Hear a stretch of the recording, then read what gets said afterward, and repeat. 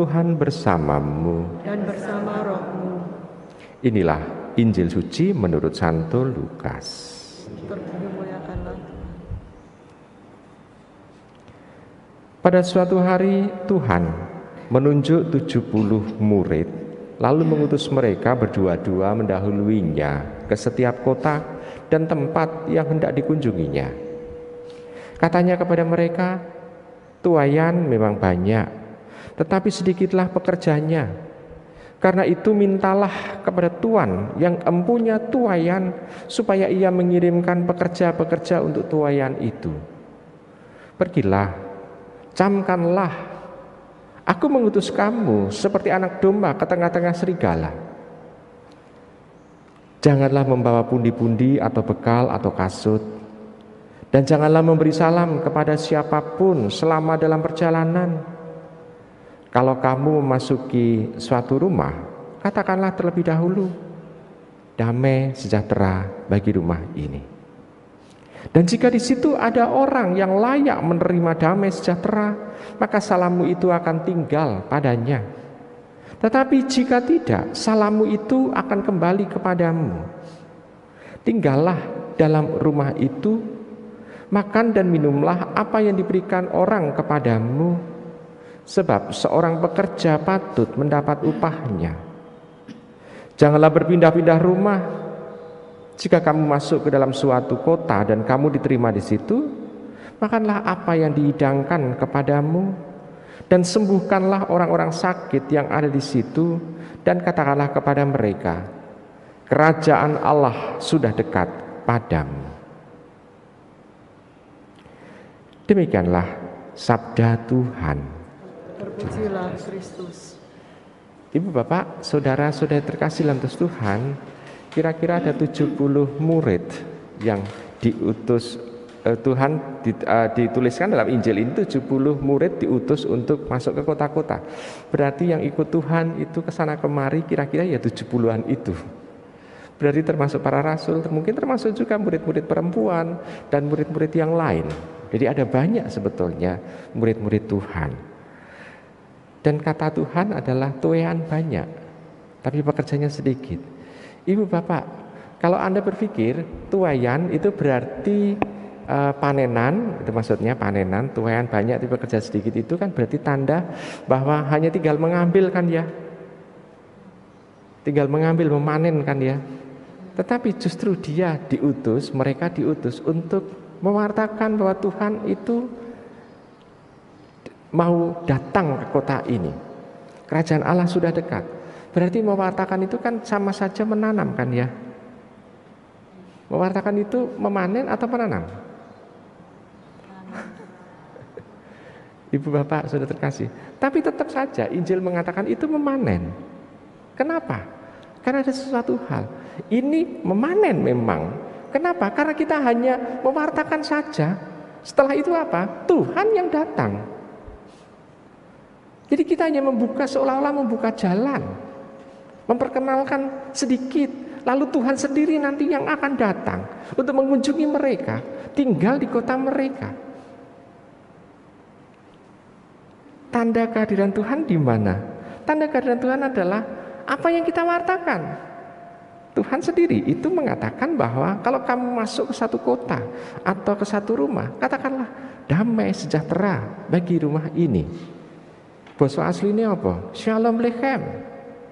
Bahasa Arabnya apa? Assalamualaikum.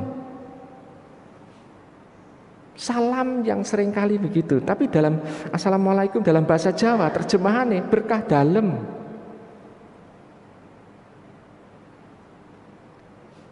Tapi bahasa Indonesia ini kok ora ono itu.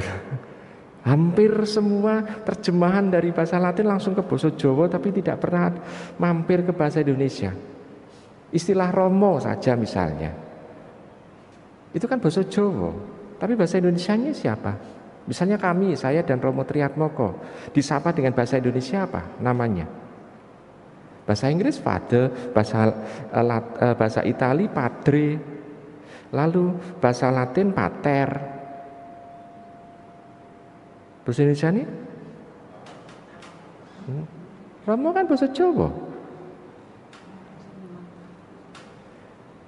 Sebenarnya demikian juga perintah Tuhan, damai sejahtera bagi rumah ini.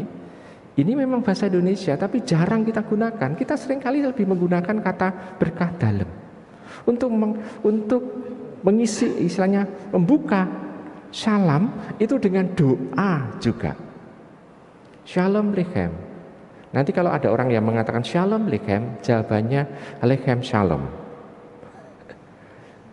Baik, Ibu Bapak Saudara yang terkasih dalam Tuhan, kalau shalom saja itu sebetulnya adalah khas sapaan orang-orang Yahudi kepada orang-orang yang ada di depannya. Jadi orang-orang Israel di sana shalom itu bukan khas Kristenan, bukan, tetapi justru keisraelan yang ada di sana. Bukan kekristenan tetapi keyahudian yang ada di sana. Jadi yang khas Kristen adalah sebetulnya damai sejahtera bagi rumah ini, shalom lechem. Nah, itu yang kita wartakan. Dan kita tinggal di rumah itu. Kita hanya menyiapkan orang itu supaya orang itu bisa menerima Tuhan. Demikian juga dengan kita. Kalau kita diutus untuk mewartakan, kita sebetulnya hanya memperkenalkan Tuhan Yesus saja. Melalui apa? Sebetulnya melalui kehidupan kita. Kita senang, kita bahagia, kita gembira, kita sukacita. Ini sebetulnya adalah pintu gerbang untuk mewartakan Tuhan. Kebahagiaan, kegembiraan yang kita alami ini pasti orang akan bertanya-tanya, kok panjenengan kamu kok bisa bahagia, kamu bisa sukacita, padahal sekarang ini pandemi, ada situasi di mana orang ini adalah orang-orang yang sungguh-sungguh sebetulnya membutuhkan pendampingan, tetapi kenapa wajahnya selalu memancarkan kebahagiaan, kegembiraan. Nah, kita kalau mewartakan Tuhan tidak mengutip ayat ini, ayat itu, tetapi kita bisa mengatakan, ya, karena Tuhan ada di dalam hati saya. Tuhan ada di dalam hati kita.